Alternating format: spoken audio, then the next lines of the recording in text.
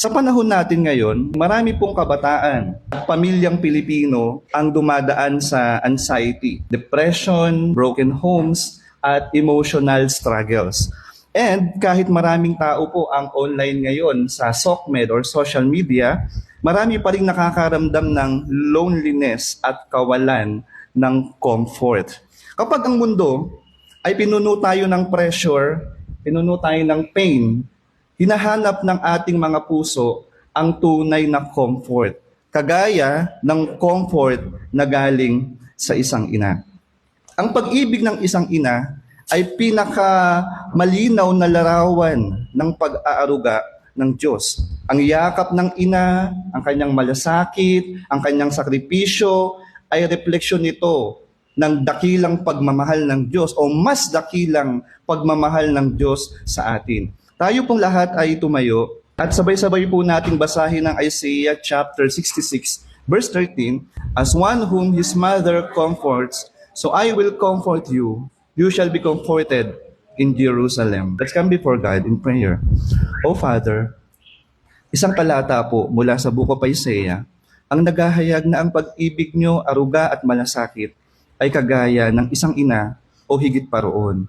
Kaya dalangin namin, Panginoon, na madama namin ng tunay na comfort, tunay na pagmamahal mula sa iyong salita.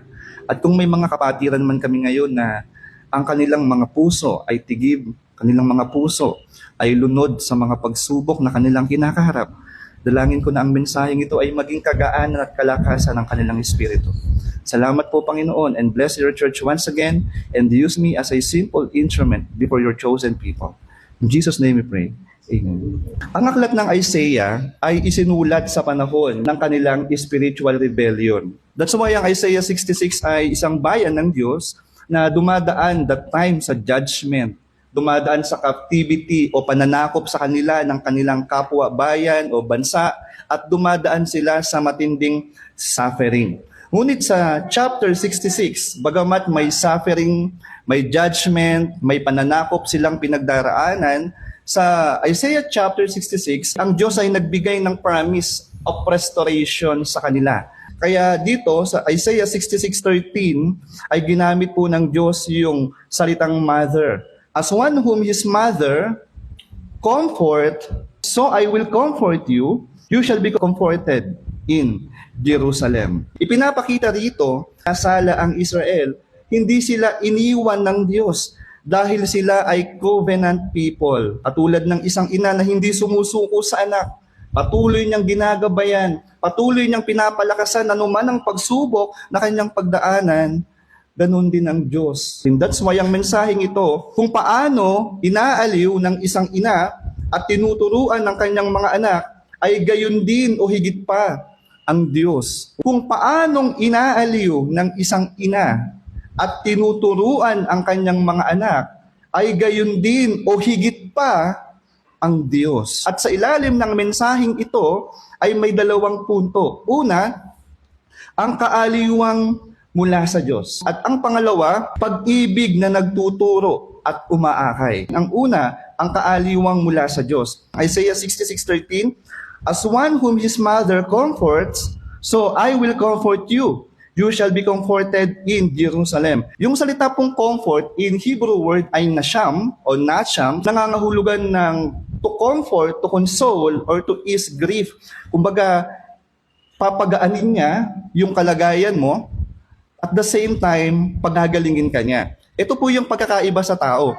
Pag tayo, nagko-comfort tayo ng isang tao, dahil sa matinding pagsubok na dinadaanan niya, gumagaan yung sitwasyon.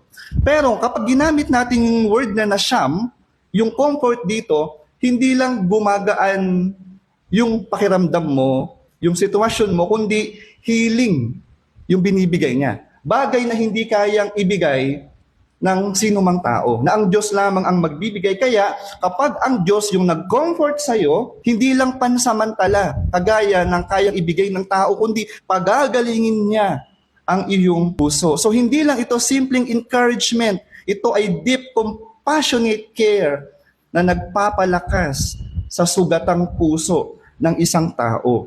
Sa kultura po ng Israel noon, Ang ina ang pangunahing source of emotional comfort. Kapag may sakit ang kanilang mga anak, kapag may takot, kapag may kalungkutan ng anak, ang ina ang unang lumalapit upang magbigay ng assurance and peace. Alam niyo sa Bible, namatayan ng anak yung isa. And then may natirang isa, and we know the story, dahil hindi magkasundo, ayaw ibigay ng isang ina yung bata, pumunta sila kay King Solomon. At sabi nung hari na si King Solomon, hatiin nyo yung bata sa gitna at ibigay nyo yung isa sa isang ina at yung isa naman ay din sa isa.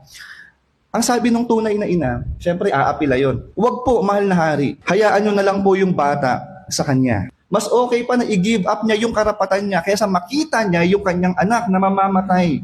Because her love values the child's life more than possession.